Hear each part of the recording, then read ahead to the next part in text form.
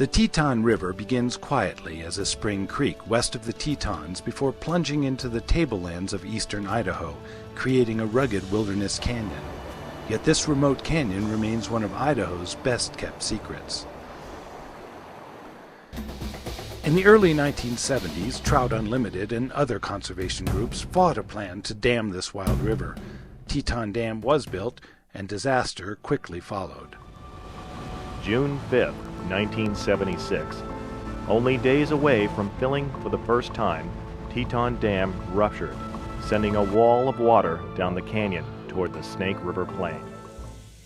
The ensuing flood killed 11 people and caused millions of dollars in damage.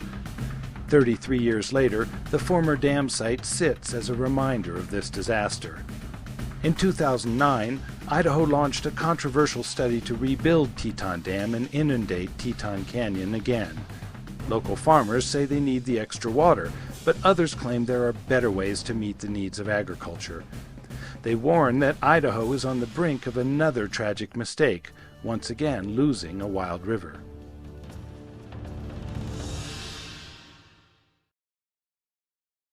Biologist Michael Whitfield is a fourth-generation Teton Valley native who has studied Teton Canyon his whole career. Well, it was hard to imagine that they would inundate a treasure like this, and particularly that they would think about inundating this treasure a second time. When the dam went out, there was a lot of loss of habitat, but that's coming back. It's really a unique, beautiful place in this part of the world. A lot of people don't imagine that it's there. You see the pastoral farm fields, and then all of a sudden it plunges into this river canyon, and it's such an important ecological treasure for this area with the animals that move in here for winter range, and so it's hard to imagine they would consider throwing that treasure away. Randy Berry's family has operated a fly fishing guide service at the Teton Valley Lodge since 1919. Before the dam, that canyon was incredible. We'd have days where we'd catch 100, 150, 200 fish a day, all on dry flies. There are very few free-flowing rivers that have the tremendous dry fly fishing that canyon has. Throw it right on the bank, you can get your tip down on the water and strip it back. Kim Trotter lives in Teton Valley and works for Trout Unlimited. Teton Canyon is a really special place. This is one of the last remaining strongholds for Yellowstone cutthroat trout. If the Teton River were dammed up, we would lose that migratory fish population that moves from the Teton River up into these really critical spawning habitats.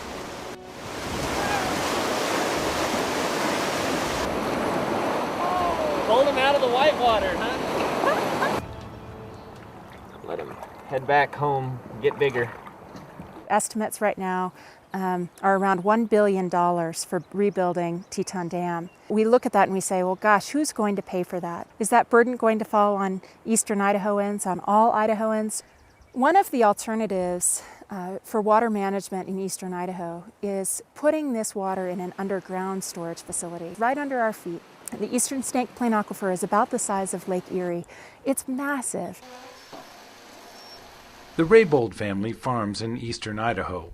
State Representative Dell sees the dam as a long-term necessity. I think that the reservoir, even though it wouldn't be full a lot of the time, would still have a lot of utility even when it gets down low. There is a huge amount of water most years that flows right down the river and on down to the ocean. We don't need any more water in the ocean. It's full. Yeah, this water is the lifeblood of this whole valley, the whole state for that matter. Lloyd Hicks is a farmer and irrigator near Rexburg who believes there are smarter and cheaper ways to store water. If you go back the last 38 years, you'll find that 2 out of 9, on average, will have accountable water that would go to Teton Dam. That's only a 15 to 17% return on the storage investment. The aquifer is already a reservoir. It's sitting there less than full, depleted in many cases. And it would be a shame to pull resources away from that and miss the opportunity to do the best thing for the state. It's not a ditch, it's not a delivery system for water. It's a wild, living place full of wildlife. Recreation specialist Monica Zimmerman is studying the Teton River for possible federal protection. This river is a hidden jewel for many of the residents of Idaho.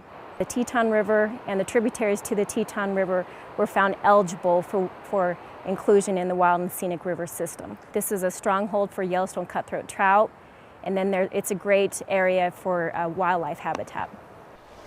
For fishing guide Mike Dawes, the Teton Canyon is an irreplaceable treasure. I would say out of all the rivers that we take our clientele, the Teton Canyon is definitely the most special part of anything that we offer our clients. If they did build a dam and tried it again for the second time, this canyon that we're in right now would be underwater and there would be no more river, no more trout in this section.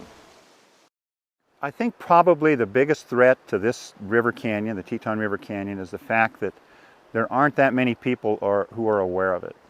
If you go to that river and look over the rim or get on a boat and float down that corridor, there's no question that that should be left the way it is.